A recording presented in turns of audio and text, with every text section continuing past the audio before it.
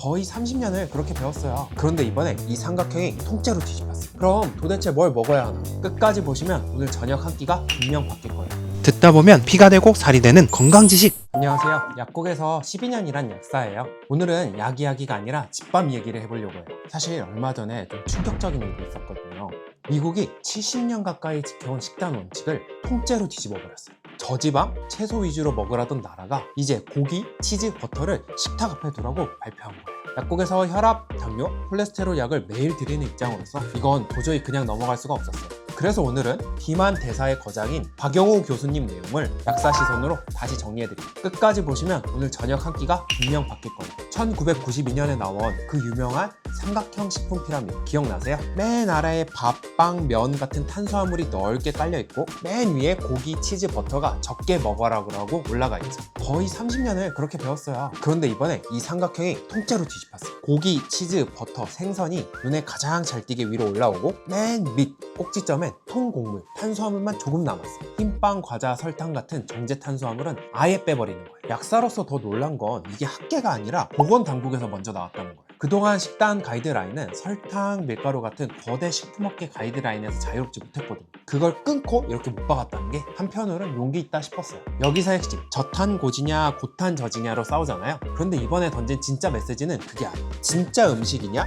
초가공식품이 이게 그 윗단계라는 거예요. 탄수, 단백질, 지방 몇 그램 따지는 환원주의에서 음식을 통째로 보는 통합주의로 넘어가는 거죠. 내가 먹은 음식이 곧 내가 된다. 칼로리 일일이 계산하지 말고 진짜 음식을 먹어서 몸이 자연스럽게 포만감을 느끼게 하라는 거예요. 약사로서도 이건 정말 공감해요. 영양제 상담을 하다 보면 이 성분이 몇 그램이냐, 함량이 얼마냐 숫자에만 매달리시는 분 많거든요. 그런데 사실 그 한 알보다 매일 뭘 먹느냐 큰 그림이 먼저입니다. 왜 이게 중요하냐? 숫자로 한번 볼게요. 90년대만 해도 우리나라 30세 이상 당뇨가 3%였어요. 그런데 지금은 16%가 넘었어요. 5배가 넘게 늘어난 거예요. 더 무서운 건 30대 당뇨가 4%까지 올라왔고 그 30대 당뇨 환자의 무려 81%가 비만이라는 거예요. 약국에서도 매일 체감해요. 혈당, 혈압약 처음 시작하는 나이가 확실히 낮아졌어요. 교수님 말은 이거예요. 이 정도 급증은 집밥. 그러니까 리얼푸드만 먹어서는 절대 나올 수 없는 숫자다. 초가공식품이 더해져야만 나오는 숫자라는 거죠. 그럼 초가공식품이 도대체 왜 나쁠까?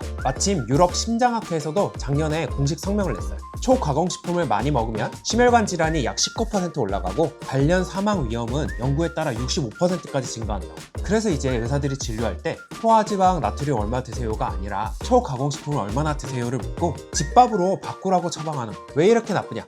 3가지예요. 첫째, 자연에 없는 고당 고지방 조합이라 중독성이 강하고, 둘째, 보관 유통을 위해서 식이섬유 같은 필수 영양소를 빼버려요. 셋째, 우리가 듣도 보도 못한 첨가물이 우리 몸에 조금씩 쌓여요. 그럼 도대체 뭘 먹어야 하나? 교수님 분류가 되게 깔끔해요. 영양소를 딱 둘로 나눠. 단백질, 식이섬유는 필수 영양소. 우리 몸에 저장 창고가 없어서 매일 꼭 채워줘야 돼. 반대로 당질, 지방은 에너지원. 이미 넘쳐나요. 현대인은 에너지원은 과잉인데 정작 미량 영양소인 비타민, 미네랄은 부족한 상태.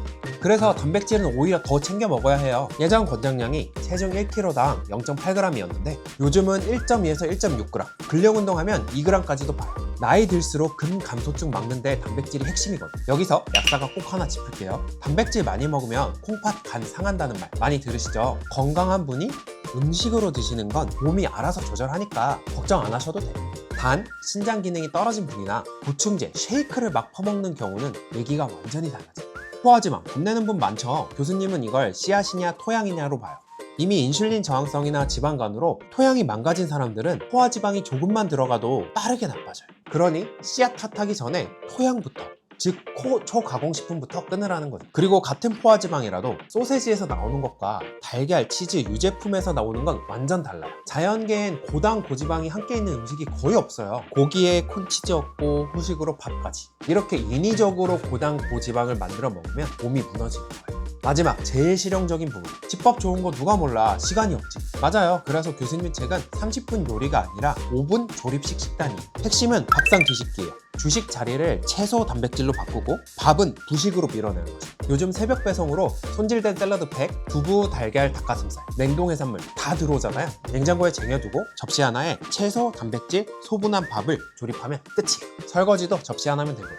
밥이 아쉬우면 콜리플라워 라이스나 퀴노아, 렌틸콩밥, 면이 당기면 두유면으로 해물라면처럼 드셔도 돼요. 완벽하게 안 해도 됩니다. 딱 하루 한 끼만 집밥으로 시작해보세요. 자, 정리하면 핵심은 탄수냐 지방이냐가 아니고 진짜 음식이냐 공산품이냐예요.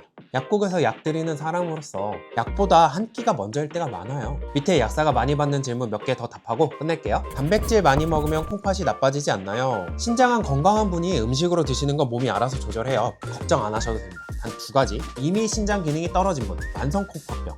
두 번째, 단백질 보충제 쉐이크를 한 번에 많이 퍼먹는 경우는 과잉이 될 수 있어요. 약 드시는 분은 신장 수치 한번 체크하시고요. 그럼 밥은 아예 끊어야 하나요? 아니요, 끊으라는 게 절대 아니에요. 자리만 바꾸라는 거예요. 밥을 식탐거의 주인공에서 조연으로 내리는 거죠.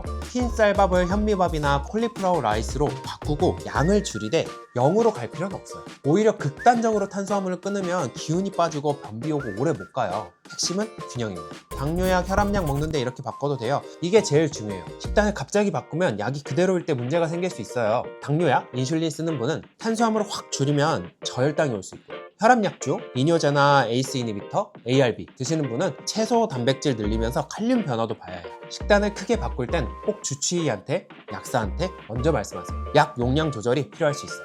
콜리플라워 라이스 두유면 꼭 사야 해요? 전혀요. 그냥 선택지일 뿐이에요. 핵심은 한 끼 집밥이지 특정 제품을 사는 게 아니에요. 달걀 2개, 두부 한 모, 채소 한 접시면 충분합니다. 거창하게 시작하면 오래 못 가죠. 시작이 반입니다.